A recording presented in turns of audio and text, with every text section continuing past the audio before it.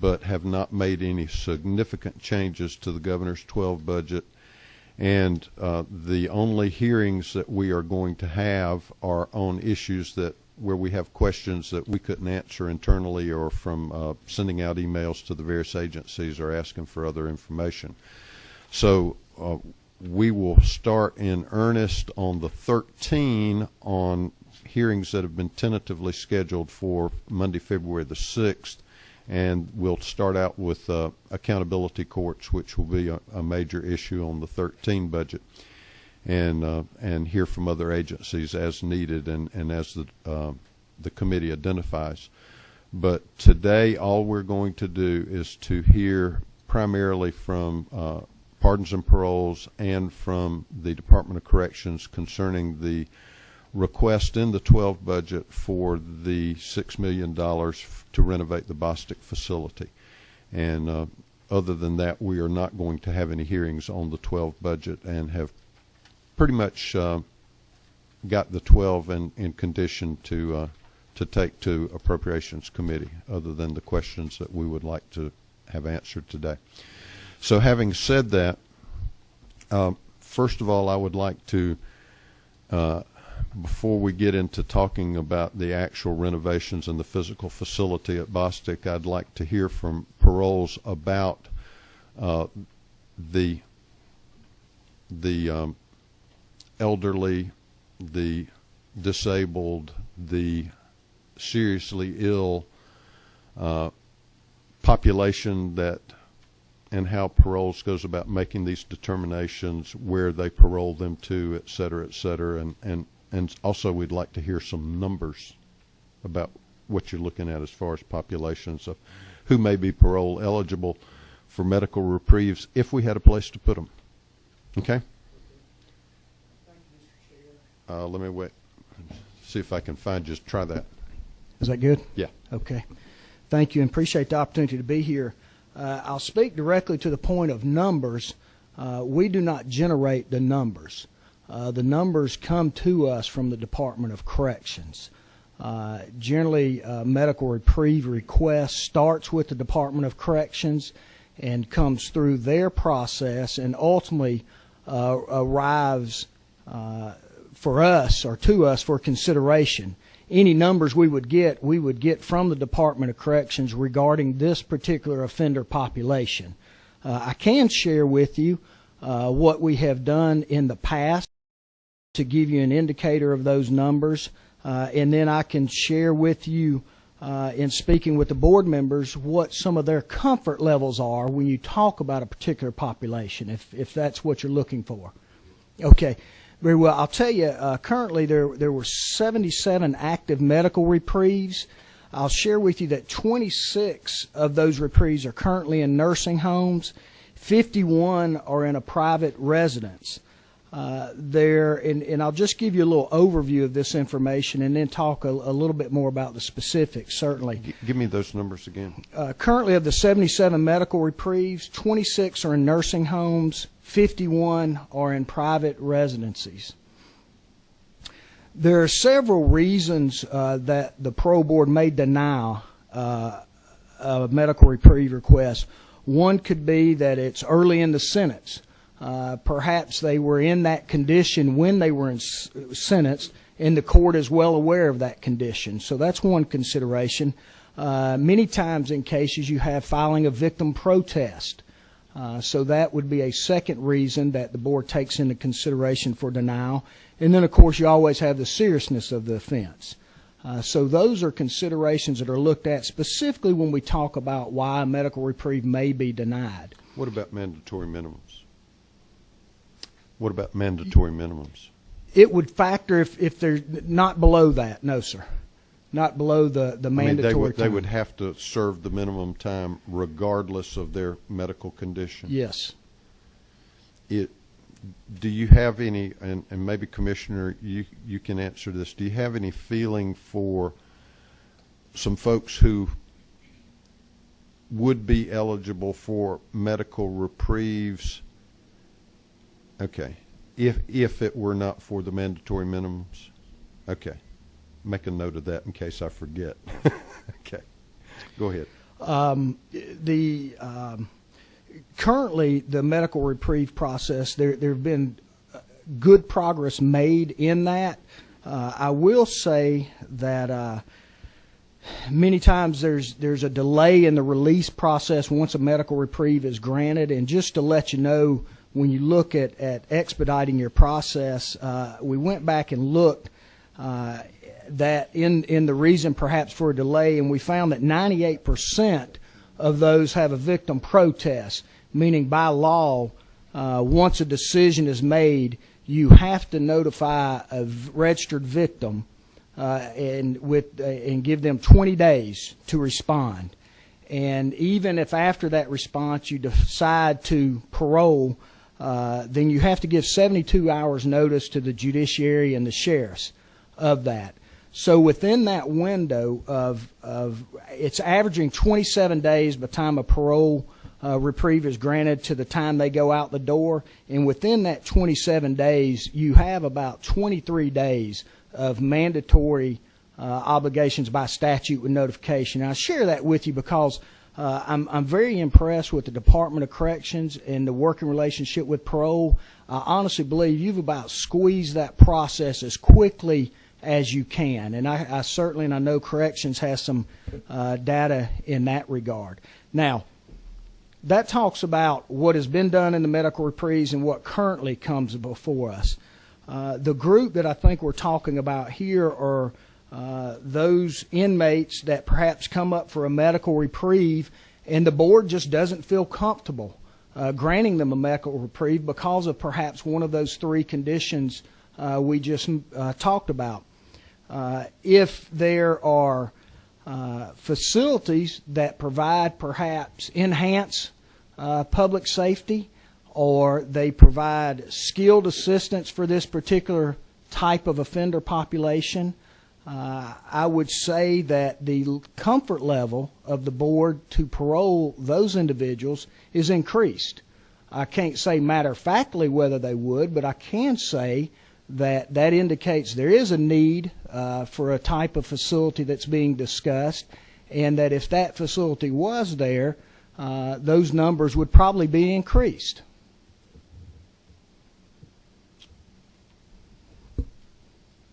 Is that it? Barring any other questions. Any questions? Thank you, sir. But don't run away. We may have some. All right. We generated a question. Yes, sir. Actually, this is a corrections question. Thank you, sir. But don't go away. Commissioner Owens.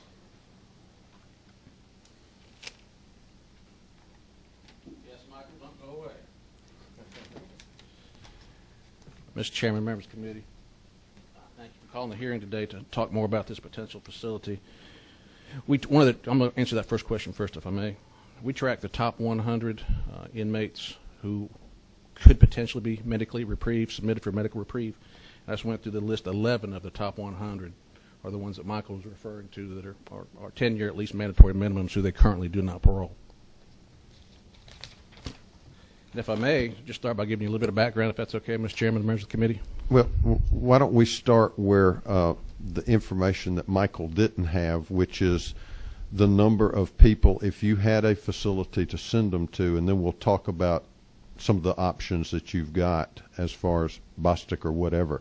Right. But I think one of the things that we would like to know is what the department estimates, knowing what the criteria for parole board is that if you had facilities and knowing what their criteria are, approximately how many people right now would be eligible, and then once you cleaned out that maybe backlog, what you would look at on an annual basis, and then we can start talking about the cost of the state cost on prison beds versus that, and then we'll start talking about the actual physical facility. Yes, sir. That'd be fine. We currently have, and I want to echo what Mr. Nail said, just a great working relationship with the State Board of Pardons and Paroles. And I'll give you an example. We met with the Medical College of Georgia yesterday for our quarterly meeting. with them. As you know, we have a contract with them to provide medical services. And part of their report out are medical reprieve requests submitted by the Department of Corrections and medical reprieves approved by the State Board of Pardons and Paroles. If you're not familiar with that process, we do not take a look at the inmate's offense. We don't take victim information. We're looking strictly from a medical criteria. We leave the risk to reoffend up to the parole board as part of their calculation on whether or not they're willing to risk on a medical reprieve. So we're going to average about 150 this year. 5 years ago, we may have sent 50. We'll probably get, Michael, I don't know if you know the current grant rate, somewhere around 60, 70%. 67% grant rate on those 150. 5 years ago, it was probably a 10% grant rate on that one. They're really stepped up and been a good part of the team when it comes to controlling medical costs for the state of Georgia and the prison system. The issue where it gets a little trickier is we currently, as of today, have 522 sex offenders who are in your Georgia State prison system who are past their tentative parole month. Now, a portion of those are also on our top 200 sickest list. So the issue is, if parole does no longer deem them a significant risk to the society, where can we place those inmates? And the nursing homes have stepped up, as Mr. Dale pointed out, and accepted quite a few of the inmates on medical reprieves. But where we've had no luck is with sex offenders, and for a good reason. So the whole genesis of this idea was specifically to target those sex offenders. So if we have 522 who are past their TPM, it could be for a variety of reasons. It could be another warrant popped up on them. It could be they've got no place to live. Of those, a certain portion of them are over a certain age and would be candidates for a facility like this. If I go through here real quickly, I think I can get you to answer that specifically. Wait a minute, Mr. Commissioner. Yes, sir. You say a certain percentage. Do you know the percentage? I'm going to give them off my top 100, how many are sex offenders? Do you know, out of the 500-something sex offenders, do you know how many of those, even though they may not be in the top 100, would be eligible? I don't, but I can get that. Okay. I've just brought the top 100 list with me, but I can certainly get that information. Thank you.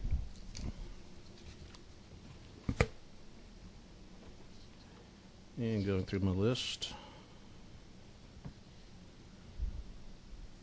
Statutory rape, 1, 2, 3, 4, 5, 6, 7, 8, 9, 10. So 10 of the first 50. 11, 12, 13, 14, 15. So it looks like 15 out of 100, 15% of that 522 on a current snapshot. So that'd be what, 76 perhaps offenders potentially eligible.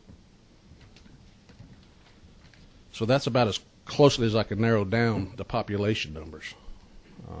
Because the parole board, as Mr. Neal said, and I don't want to take the words out of his mouth, this will be new for them, placing sex offenders in a nursing home type facility. Let me ask you this. If there are 150 in the current year and 60 to 70% of those are granted, those are all non-sex offenders? Is that right? I would think the vast majority are, Michael. Vast majority.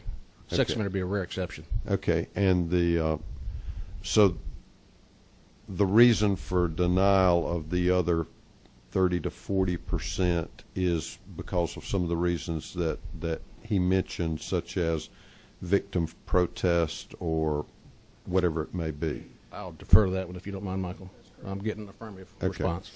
All right, so those non-sex offenders are basically being dealt with in the current system, Yes, sir. either through the home, private residence, they've got a place to go, or through a nursing home that agrees to accept them. So the target population that we're talking about as far as trying to deal with in a Bostic type facility Yes, sir. are primarily the sex offenders. Primarily, yes, Okay. sir. Absolutely.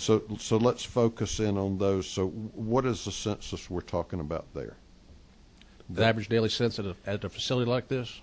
No, as far as you hadn't been able to do anything Okay. with them before because you hadn't any place to put them. So let's focus on because we already got something to deal with the other 150. Let's talk about, because we are talking about using Bostic for this kind of thing, or some facility like Bostic. Sure.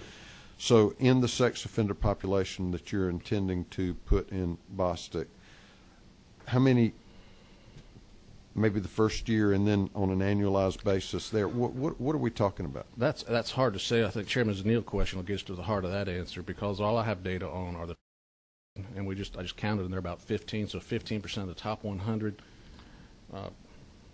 would be eligible. Okay. And then we'd have to drill down below the top 100 to find out how many of those are sex offenders who would be eligible for a placement in a Bostic. But I can easily provide that information to you, just not today. Well, I think we're trying to find out how big the potential savings are, and the I could take a guesstimate. Okay. Perhaps 75, perhaps 100, average daily census. Okay. But I certainly wouldn't guarantee that one way or another. Well, your best guess, which you're much more in tune with what's going on than we are, since you deal with it on a daily basis. So 75 to 100 on an annual basis, or just right now because we got a backlog? Once we get assuming we do this, once we get it established and populated, I would think that would probably be your average daily census. Okay. Around 7,500 potentially. Okay. And then also there could be other offenders. You know, there could be on our top 100 list that might be a difficult nursing home placement, other than sex offenders. Armed robbery is number 17. Murder, robbery by force, murder, armed robbery. So there's some other offenders that may fit that profile that could potentially go into this facility or one like it. Because nobody else will take them. Nobody else will take them. Okay. All right. Keep going. Okay. What was the next one we wanted to talk about? All right, I think now we talk about potential savings if we had a place for these 75 to 100 folks. And my best based on your yes, sir. The cost of incarceration if we keep them, and the cost of medical, because these are some of our sickest and most expensive. That's correct. So let's talk about that, and then what it would cost the state of Georgia if what we were doing is basically funding our 1/3 of Medicaid yes, costs. Sir. Yes, sir. Let me start on the second question first, and I'll give you an example. I've got the top 20 of the top 100 medically fragile inmates and their costs. So potentially you could say all or a portion of these costs could be deferred through this process. Number one on our list, this person already died. We spent $284,000 on it, medical only. Number two on our list, $166,000. The first sex offender. Is that on an annual basis? That's what we've paid so far in the whole history of the offender. Okay. That's not the charge. That's what we actually paid. First sex offender comes in at number 4, $133,000. The next sex offender comes in at number 12, $107,000. Number 14, $102,000. Sex offenders. And that's just the top 20, so that's probably $400,000, $500,000, I think, probably. And all that would not be deferred, because some of that we would probably have to pick up front. So a large portion of that would be. And then actual cost of incarceration, there would be no cost of incarceration, because the model we're talking about using would be either renovate this facility, find another facility, less expensive facility, let the medical provider who operates it operate off of Medicaid dollars. Okay.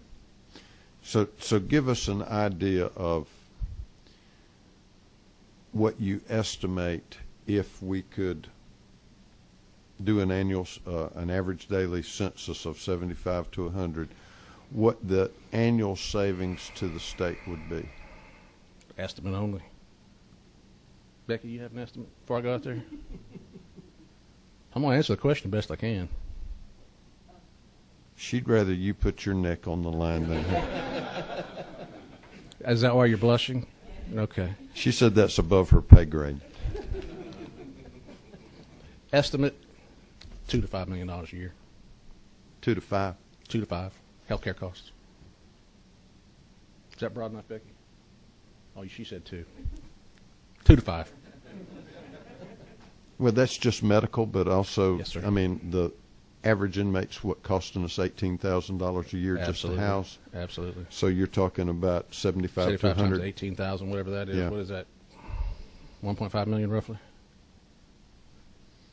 1.4.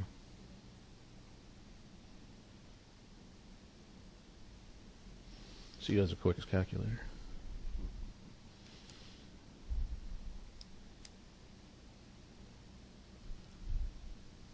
$75 times 18,000.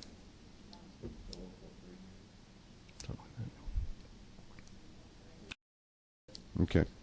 All right. Now, so that gives us an idea of if we can make this happen, Yes, sir. what the potential savings can be. Yes, sir. Now talk to us a little bit about when you came up with this idea of trying to find a home for these people that could potentially be paroled. Mm-hmm. What options did you look at, and why did you finally settle on Bostic? We think, and I think Michael presented it very well, we've wrung about most of the savings we can wring out of the medical reprieve process with our current business practices. I think we've wrung most of those savings out. We went to private nursing homes maybe 2 years ago, talked to them about it, and you heard some of the results we have. But they are, as I would if I ran a private nursing home, I would cherry pick the best inmates, and that's what they're doing. And again, there's no fault there. That's exactly what I would do.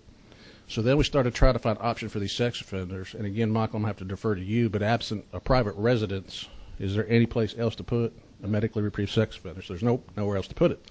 Well, and correct me if I'm wrong, but because of the sex offender statute, even if you had a nursing home that was willing to take one, if they were 1,000 feet from here or That's whatever, they might not even be eligible to be paroled to that facility yes, as sir, well. that's my understanding. Okay. So then we started looking at other options. And I don't know where the idea originated, but it was probably 3 years ago when we started to close some facilities and ask ourselves the questions, what could they be reused for potentially in the future? And we knew that Bostic wasn't anywhere near any church steeples, bus stops. It's right in the heart of the prison complex there in Milledgeville, and that we wouldn't have any problems or any difficulties with neighbors or families complaining about it. We have Baldwin, Milledgeville, who's very used to dealing with prisoners, the mentally ill. That's what they've done for generations there, so we thought that might be a good fit. Beyond that, we did not look anywhere else.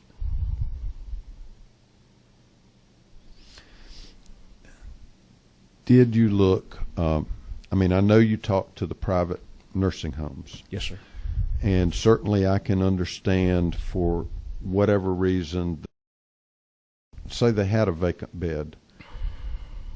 You've either got patients that you would not want a sex offender in the next room to because they might not be able to take care of themselves. Right. Family members might object That's right. to that sex offender being there and would take mom or dad out of the nursing home. So I can understand that. Did you talk to any of those nursing homes or other persons, not necessarily who would be in the nursing home business, but I presume this has been done in other states?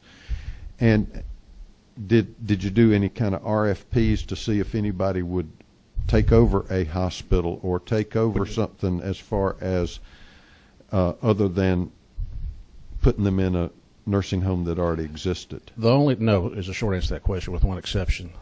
I did talk to some folks probably a year ago, perhaps, who were interested in taking an old correctional facility in Milan that we had shut down and converting it into a private prison. The model that we got, we wouldn't make work, and we shut Milan down for a reason, because it's old and inefficient. And I actually directed them. They said, if there's any business to come out of this, where would we look for business? I said, well, the future's probably going to be in nursing care for these type of inmates. And if I'm not mistaken, they're one of the three people or three firms, entities, that filed a letter of intent to apply for the CON. And if I'm not mistaken, theirs was either inaccurate or denied. Okay, so there were three entities that applied for the CON and Filed an intent to apply, is my understanding. intent to apply. And then two actually applied, is my understanding. Okay, and one CON for this type of facility was actually issued. That's correct. Okay. So But as far as formal requests for proposal for somebody to either build or refurbish or run a standalone facility, there weren't any really formal requests for proposals. That's correct. Okay.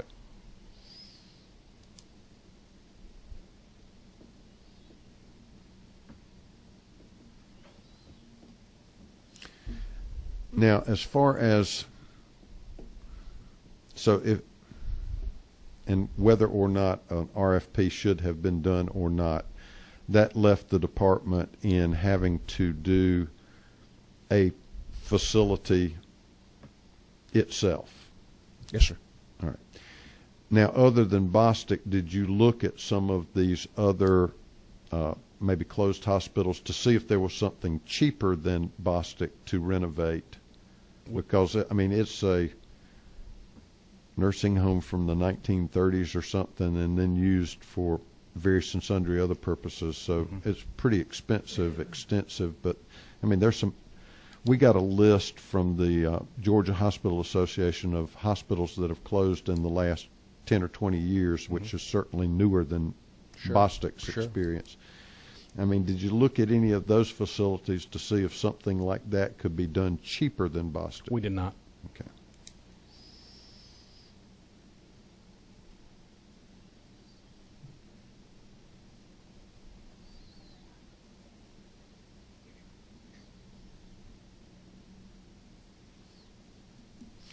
All right. Tell us now about Bostic itself, as far as how many it can house, and I don't want to go into detail about configuration, but you had mentioned something to me about some additional options for Bostic. Talk to us about all of that, please. If you can envision in your mind, it's a small facility, and we used it for old sick inmates when it was a prison.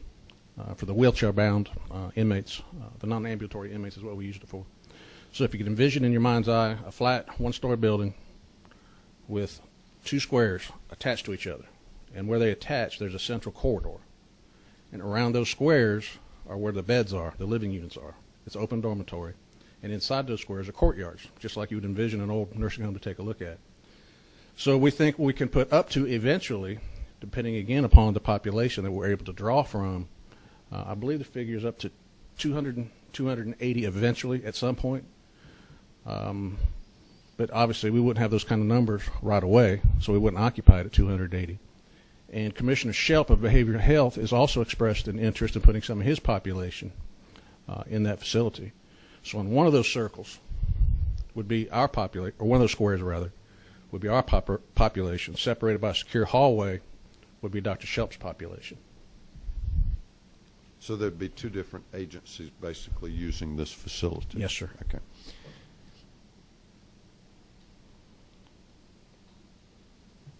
Talk to us a little bit about, now obviously in order to obtain Medicaid funds for the support of this population, this cannot be run by the department. That's correct. Okay. Yes, so sir. tell me about private providers that you are looking at as far as running this facility or leasing this facility if the department makes these renovations. The only one that would be eligible and would have a certificate of need for this population in this location would be Correct Health. All right. Tell us about them. Who are they? Correct Health, they have been in the business, I can't tell you how long they've been in the business, for quite some time of providing health services to jails in Georgia. And I'm sure I could provide you with a pamphlet from them to tell you how long they've been doing business and what they do and who it's with. Their CEO, I believe, I'm pretty sure, 90% sure their CEO, is a emergency room surgeon. Cut his teeth as emergency room surgery in New Orleans, if I'm not mistaken. He's the CEO of the organization. Right, and who is that? Dr. Carlo Musso, M-U-S-S-O. Okay. And again, I'm sure get information from them on what their capabilities are. Okay. But what kind of, have they run a nursing home facility before? No. Okay. Not to my knowledge. And I think, Mr. Chairman, they're only in this state, but I'm not 100% sure.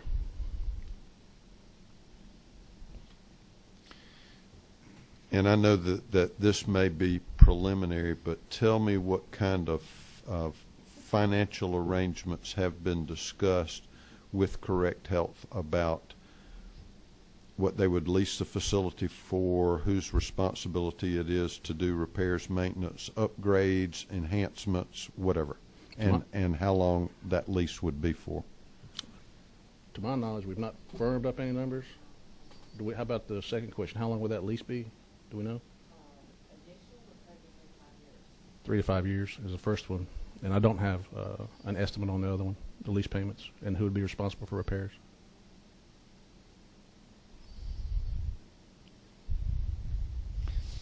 This, to my knowledge, Chairman, this would be the first in the nation. We'd be the first in the nation to ever do this. So there's not a lot of precedent out there for best practices. Well, why don't we do the very best we can if we're going to be the very first? The concern of the committee, and I expressed it in a letter to you. Sure. And, you know, maybe the public model is different than the private model, but I am familiar with build-to-suit contracts where whether you're going to put in a restaurant or whether you're going to put in some other kind of facility, if I build that facility for you, I'm not willing to invest $100,000 or $1 million unless I've got a signed lease and I know that I'm going to get a return on my investment for the amount of money I'm putting into it. And it bothers me that, and some of the other members of the committee who can speak for themselves, but personally it bothers me that, you know, we haven't done RFPs to see if somebody else would go out there and take a facility and renovate it at their own cost and just be expected to receive the Medicaid dollars. And so we haven't explored that part. And we are proposing to spend $6 million and lease it to somebody, but we don't have a lease, and so we may wind up, even though they've got the CO in, we may build the facility and then they come in and say, we want to lease it for $1. And you got nobody else out there with a CO in. You've invested the $6 million. You really need to get a return on your investment as far as the medical savings, et cetera, et cetera. And you know, you're in a box because you haven't negotiated this thing in advance of investing your money. Sure. And that bothers me, and I'd like for you to address those concerns. I understand your concerns, and I really cannot address those concerns today. I think I've told you the extent of what we did. We did not issue our RFP to find out if there are other people out there willing to do that. On the hospital issue, I don't recall how many hospitals are closed down. I believe, I don't have this, it's not a factual statement, my belief is it would be very difficult to find a hospital that will comply with Georgia's current sex offender laws. With bus stops, public transportation, schools, very, very difficult to do. So you almost have to find some type of correctional facility that sits out in the middle of nowhere to where we could put these offenders where they would comply with the existing sex offender laws.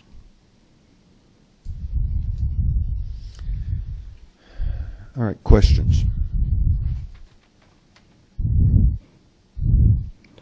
I have one. Will you defend me if I ever get in trouble with the law? Depends on what you did. And the size of the retainer.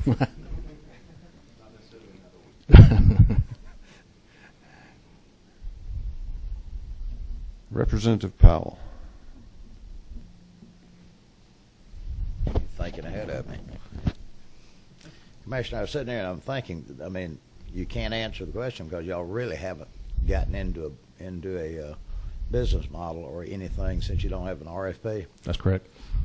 So the $6 million y'all asking for, is that just really, that's what y'all, that Bob and his folks at construction, that they've put some figures on what it'll take to Yes, sir. to put that building back in place? Yes, sir. Back to the standards of the current nursing home standards. And I'm sort of at odds. I mean, it's sort of, let's take this building that we've shut down without looking at any other alternatives.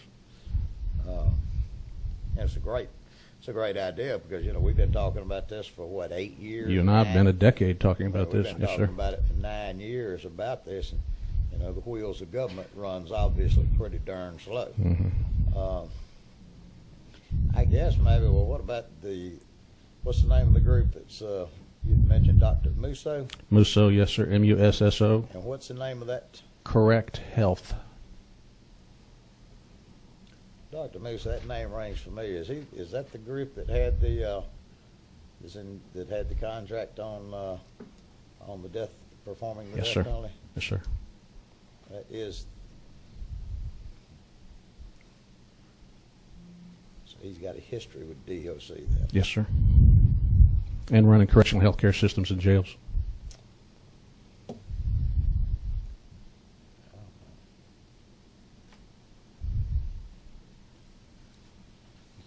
Well, if I might ask one more question, I mean, I'm sort of at odds about it because I really don't know enough about how far y'all have gone along with new RFP and such as that, but do you have an idea of when y'all will have the, something a little bit more basic? I'm going to defer to you on that. Where are we at in that process in terms of what the lease rate would be? 2 weeks out is what I'm told. 2 weeks? Yes, sir. So this could very well be put off to the 13 budget then. It could be, but we're going to lose time and money.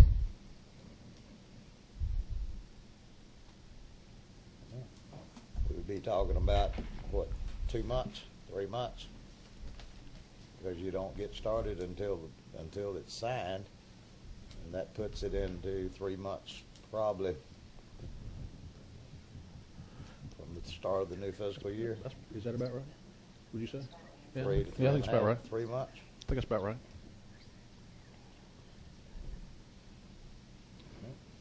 I don't have any questions. Representative Weldon. Thank you, Mr. Chairman. Commissioner, you mentioned the current nursing home standards. Are you telling us that we're going to have to bring these facilities to nursing home standards that people who are not incarcerated would require? I doubt that we'll have color TVs and nice floral upholstery and those kind of things, but in terms of the medical standards, yes, sir. Medical standards. Are there going to be some economies of scale that we're going to have because we're in an incarcerated environment as opposed to otherwise? I mean, obviously you wouldn't have to deal with people coming in and visiting them on whenever a certain hours during the day. I mean, it would be hours that you set forth, but you're not going to have some of the cost and some of the things you have to deal with respect to family members and friends coming in to see them. You're correct. Wouldn't be going through magnetometers and Right. multiple secure Sally ports. That's correct. Okay. And so I guess what I perceive is a lot of the cost is bringing it up to current nursing home standards. Yes, sir. And if we don't have current nursing home standards, then we're going to lose the Medicaid. That's my understanding. Yes, sir. One thing that just kind of comes up to my mind is this: if we don't meet those Medicaid standards and we lose those dollars, which I understand is an issue, Mm-hmm. what would it cost us if we had a medically sufficient but very efficient process or procedure that was outside those nursing home standards? Would that create liability for us? Would that be an issue for us to If I deal with there? If I understand your question correctly, the population we're dealing with now is over 500. Mm-hmm. By and large, sex offenders. There'd be some other individuals in there as well. The only way that they could go to this location or any location would be if it met the standards, the nursing home standards, and was operated under Medicaid guidelines. Did that answer your question? I think it does. So we've got them already in prison, and we're probably not meeting those Medicaid qualification nursing home standards. Oh, no, not nursing home standards. Okay. No. The prison system would be exempt from that. So Now, we just- obviously, we're we have to back to provide square one. constitutional level health care. Right. But not the standards I think you and I are talking about. Okay. Thank you. Yes, sir.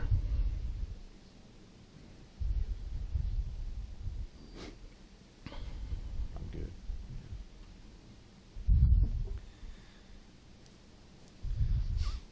Now, I understand that there was only one CON issued, but there was another group that was looking at renovating a closed hospital in McRae, and they were willing to do it on their dime, not the state's dime.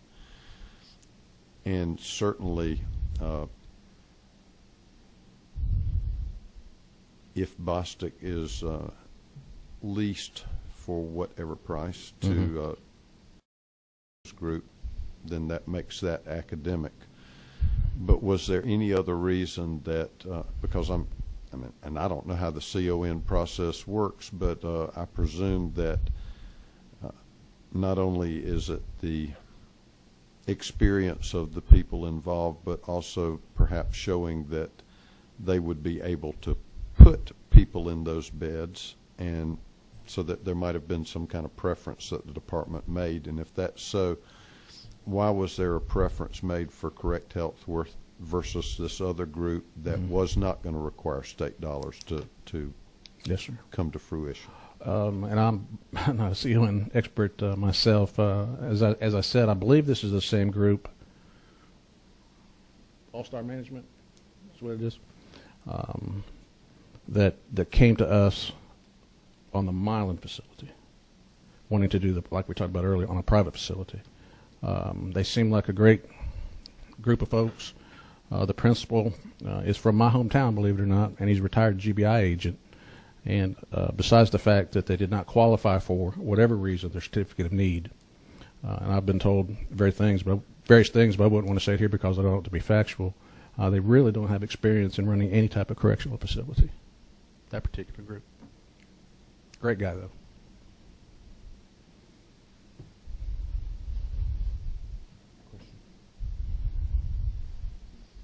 Questions? Thank you, Commissioner. Thank you, and we'll get those questions answered quickly. Please do. Now, as far as what my intention was to hear from paroles and to hear from corrections, but we didn't actually have a sign-up sheet. If there is someone else here who can have something to contribute to this discussion, I would certainly be interested in hearing who that might be. Well, if there is not, I would like to ask a question. I have a feeling that there's some paid hired guns. I think there's some hired guns out there that's probably representing the medical group, or that's going to get this, or that's steered in to get the contract. Correct Health. Correct Health. Who's representing Correct Health? Do you think y'all might could lend a little bit of knowledge to us that Corrections doesn't have about the business model and the contracts that might be coming forth? Mr. Chairman, we'll be glad to provide all that to you. We had been asked to speak this afternoon. We'll be glad to provide the entire committee with any of that information. We'll be glad to have Dr. Musso come down here to speak, or anybody else from that organization.